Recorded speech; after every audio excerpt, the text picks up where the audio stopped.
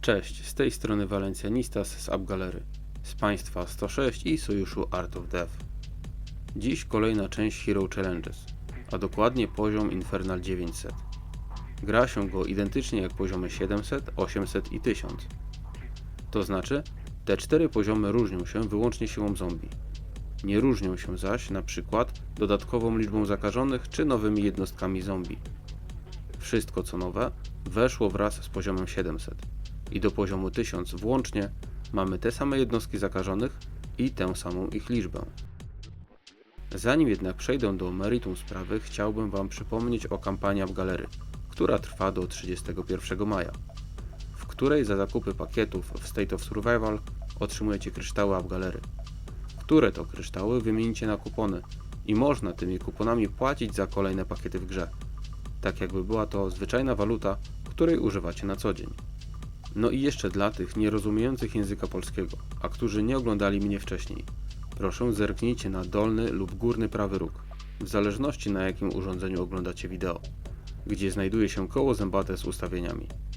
Tam możecie wybrać z aż 13 najpopularniejszych języków, skąd są oglądane moje filmy. A jeśli Twojego języka tam nie ma, to nie martw się. Napisz w komentarzu, a ja zadbam o to, aby w przyszłości się tam pojawił.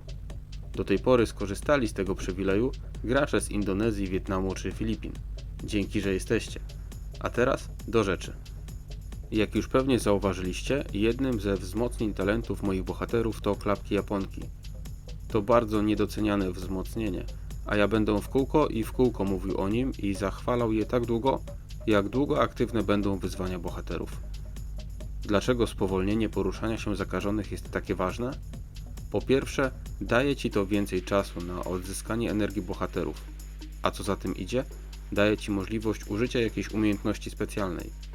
Po drugie, daje Ci to więcej czasu na reakcję, na przykład podejście Wolfe do zakażonego i uderzenie w ziemię, czym ogłuszysz zombie i zyskasz kolejne sekundy na odnowienie się energii.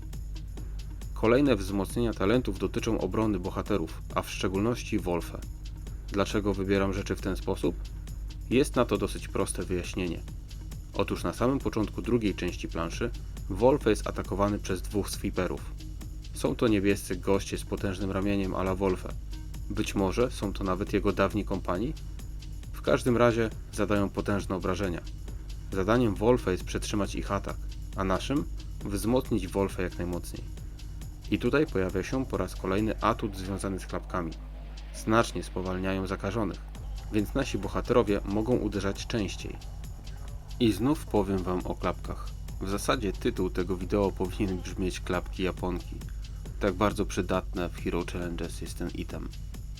Po pokonaniu sweeperów oraz tych szybko biegających runnerów zombie dostajemy nowe wyzwania w postaci Bone Armors czy Fati. Tak przy okazji, jak być może już zauważyłeś, programiści są bardzo bezpośredni w swoich konwencjach nazewnictwa.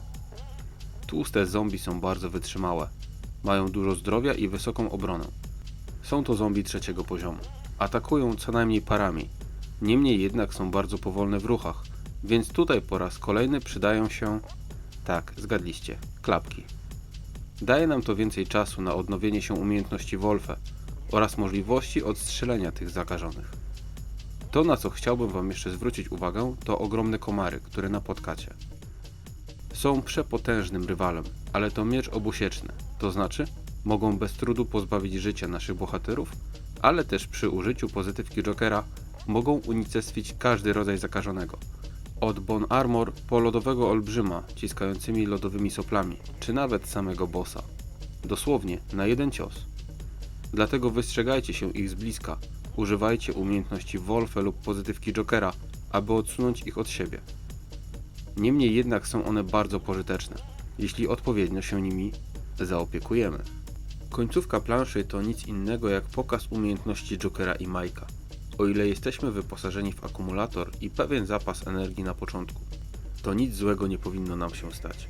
Bossowie zakażonych typu Smashers, uderzając w ziemię, ranią naszych bohaterów, ale mając kask motocyklowy powinni przeżyć co najmniej jedno uderzenie. Na dziś to tyle.